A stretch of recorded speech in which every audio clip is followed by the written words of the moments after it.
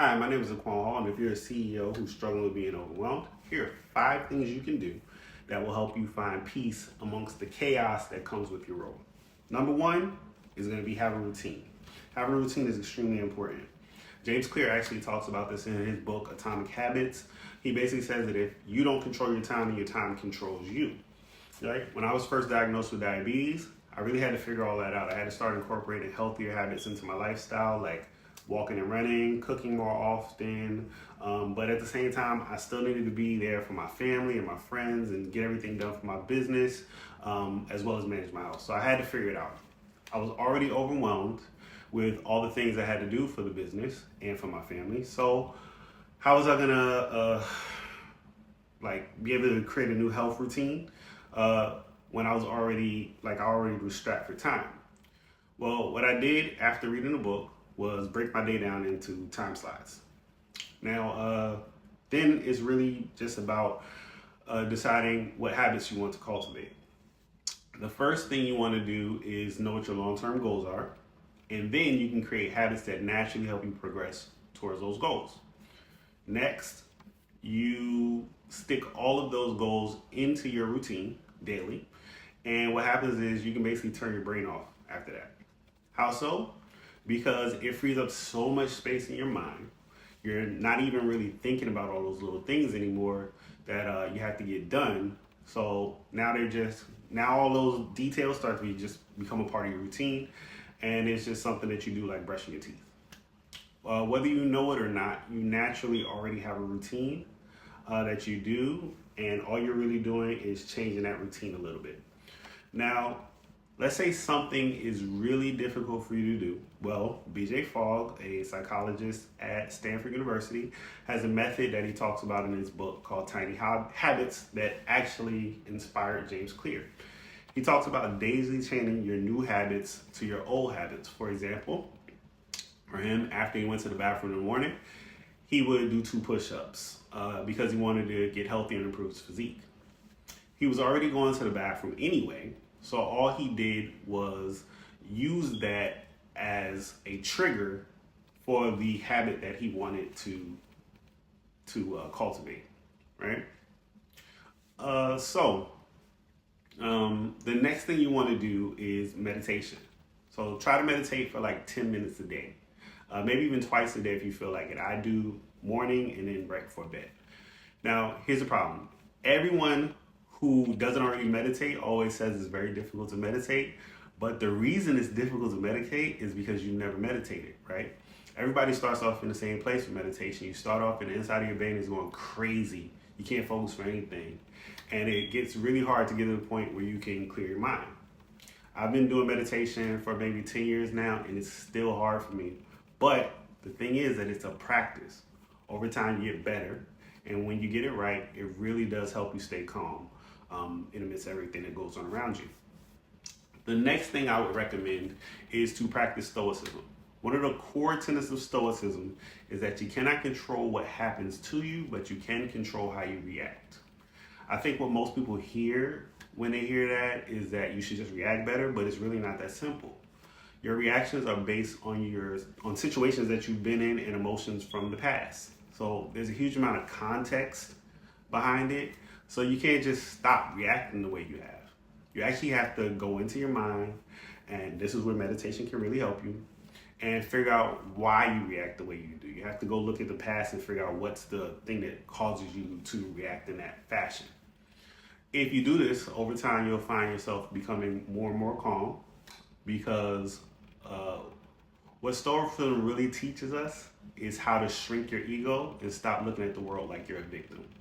You can't control everything that happens, but you can absolutely, positively, 110% control your reactions to those things that happen around you. The fourth thing you want to do is to practice self-care. This is actually a new one for me. I recently learned what that really meant, but once I learned it, I realized I practice self-care all the time, and you probably do too. My coach, Nayoka, is the one who helped me. I'll tag her in the caption. She helped me learn, or the caption, she helped me learn to do a lot of, that I actually do a lot of different things to take care of myself and recharge my batteries. I'm always laughing and cracking jokes. I cook all the time. Playing with my nephews is great. Talking to my daughter. All of these things are self-care. So what you need to do is develop routines that have self-care baked in. And that will help you be able to perform at your highest capacity at all times. Your family, staff, and everyone else needs so much from you all the time as a CEO, because everybody knows everybody wants the boss's attention, right? And the fifth thing I'll tell you is to have a commander's intent statement. McKinsey recently came out with a book called CEO Excellence, and it talks about that the traits of the top 20 CEOs in this country. In fact, they did a cross-sector study that included the private sector, the public sector, nonprofits, and they found that those CEOs returned 2.8 times more capital back to their stakeholders. So part of the reason you're overwhelmed is because of how much people need from you all the time, and it's not just your family. It's not just your children. It's not just your spouse. It's not just your immediate team. It's everybody, and I know exactly how that feels. It wears you out. And when you're the CEO, everybody wants your ear, and they just want you to sit in a meeting. They want you to approve things that shouldn't even come across your desk. They want you involved in emails that should be handled lower down the chain of command. They want to prove to you that they are valuable and contributing to the organization. And sometimes, you can't trust the things that they say because they come from like an emotional place, and they don't have the information you have or the big picture in mind. They're focused on their own situation and their own emotional state, and that kind of skews the things they say. So you got to take what they say with a grain of salt. Okay, so it's just a lot that comes with the role, right? It's all encompassing all the time. And then if you have a board or shareholders, your board also wants to talk to you, and you have to be available to them because you're accountable to them, right? So another way you can manage it all is to have a commander's intent statement. A commander's intent statement is a statement that helps you replicate your thinking amongst your staff, right? It's basically like taking your brain and putting it in somebody else's brain. And once you have that, your staff is thinking the way you are, so you can start taking a step back, right? And be a little bit more hands-off and spend more time focused on the CEO-specific work, right? Those top 20 CEOs spend a considerable amount of time focused on the tasks that only they can do. Right? I actually teach people this in my program, and the reason why is because I didn't get diabetes purely from eating terribly. Diabetes also comes from high stress levels, right? In fact, most diseases in early death come from consistent and persistent high stress levels. And I want to help as many people as I can avoid the challenges that come with, diseases like diabetes.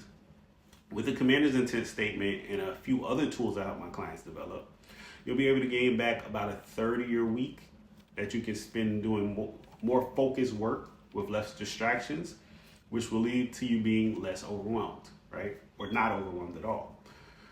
That means you can spend more time focused on the things that will actually drive growth in your company. The kind of things that lead your company into its abundant future with you at the helm, okay? But the number one thing that I see that keeps good CEOs from being great and growing faster is being overwhelmed. So here are the 5 things you can do to reduce your feelings of being overwhelmed, because the reality is that the chaos isn't going away, right? The chaos is only going to get more chaotic over time, especially as you grow the business and things get more complex. So instead of trying to figure out how you're going to handle being overwhelmed, you have to learn how to put yourself in the eye of the storm and let the storm be what it is, right? Instead of trying to change everything or trying to be involved in everything, you got to learn how to let the storm just go, and you stay in the center, stay calm, stay focused, and make things happen regardless, okay? And if you're interested in learning how you can develop commander's intent with your team or any of those other tools I talked about so that you can reduce your overwhelm and stay focused on the work that only you can do as a CEO, send me a DM, and I'll be glad to see if I can help you. And I hope you have a great day. I hope this helps.